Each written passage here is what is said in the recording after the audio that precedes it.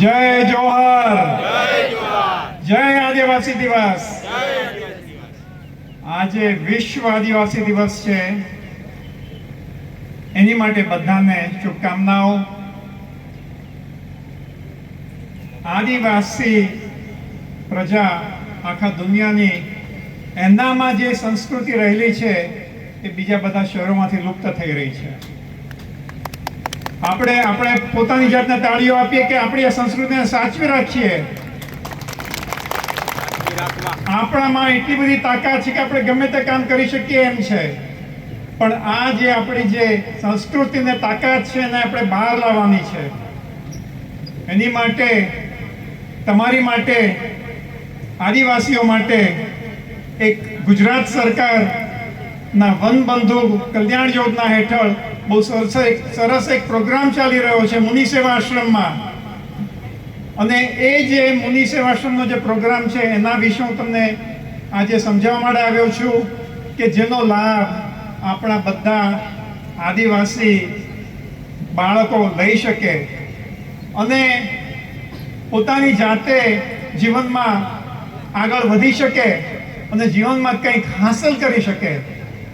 નહીં કે ફક્ત અહીંયા ગામડામાં રહીને આમ ગમે તેમ ટાઈમ પાસ કરે, ટાઈમ વેડફી કાઢે, એના કરતાં પોતાનું કરિયર બનાવે અને આગળ વધે। તો મારી સાથે અમારા જે થોડાક સ્ટુડન્ટ છે એમને હું અહીંયા બોલાવું છું। એ બધા સ્ટુડન્ટ અહીંયા આગળ આવે।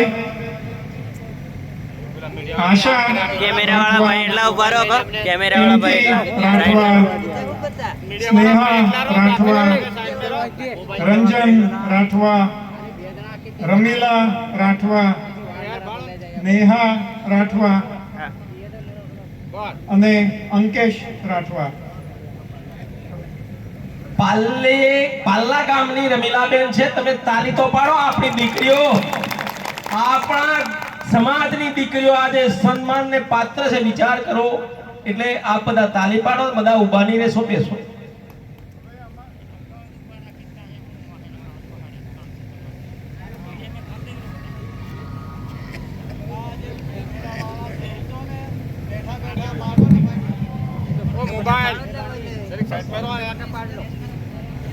આ બધા અમારા સ્ટુડન્ટ્સ છે અહીંયા, પણ સાથે સાથે આ અત્યાર સુધી મુનિ સેવા આશ્રમે એના ટ્રેનિંગ સેન્ટરે આદિવાસીના 6000 યુવાન યુવતીઓને ભણાવીને નોકરીએ લગાડ્યા છે। અને એમાંના 3-4 યુવાન અહીંયા આવ્યા છે જે અત્યારે ઓલરેડી નોકરી કરે છે। એમને પણ હું બોલાવું છું, અહીંયા સ્ટેજ પર આવે અથવા નીચે આવે। સ્ટેજ પર આવે દિલીપભાઈ રાઠવા, નિલેશ રાઠવા, શૈલેષ રાઠવા અને બીજા શૈલેષભાઈ રાઠવા।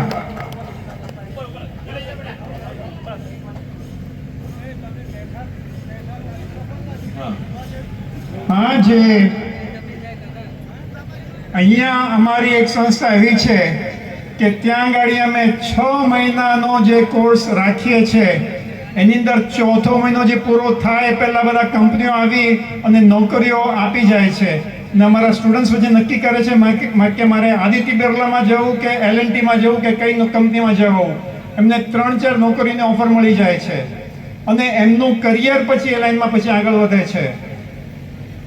હવે જે મારા જે સ્ટુડન્ટ્સ અને અહીંયા બીજા બધા આવ્યા છે, તો જે આશા રાઠવા, એમના પિતાશ્રી ગોવિંદભાઈ અહીંયા હોય તો હાથ ઉપર કરે। ગમાણી ગામના એ આશા રાઠવા નર્સિંગનું કામ કરે છે, નર્સિંગમાં ભણી રહી છે અત્યારે। પિંકી, ગલીબીલી ગામના પિંકીબેન, એમના ફાધર સાનિયાભાઈ અહીંયા હાજર હોય તો હાથ ઉપર કરે।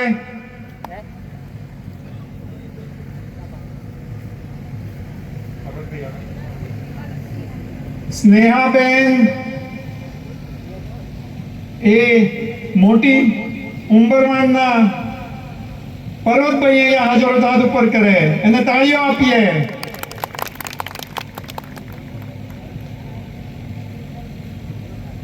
રંજનબેન અહીંયા છે, હાજર છે।